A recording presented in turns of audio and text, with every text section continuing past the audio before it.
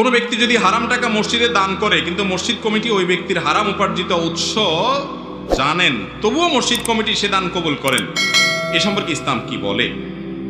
দেখেন, স্পষ্ট হারাম যদি জানে, হারাম বিশেষ করে একটা প্রকার আছে হারাম লিআইনিহি, একেবারে মূলগতভাবে হারাম। যেমন একটা লোক চুরি করে টাকা নিয়ে আসছে, একজনের পকেট মারি করে টাকা নিয়ে আসছে, এই টাকাটা আইনা মসজিদে দিচ্ছে, আপনি জানেন, তাহলে আপনার জন্য টাকা নেওয়াটাও হারাম, এই টাকা নেওয়াটাও কি হারাম।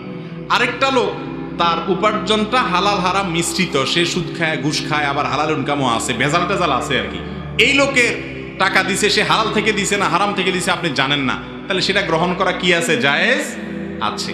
আর যদি তার ম্যাক্সিমামই হারাম হয় আপনি জানেন, তাহলে সেক্ষেত্রে সেটাও অ্যাভয়েড করা উচিত। একটা কথা বলি ভাই, আজকাল মসজিদ বলেন, মাদ্রাসা বলেন, ধর্মীয় প্রতিষ্ঠান বলেন, সবাই দুনিয়ায় পয়সা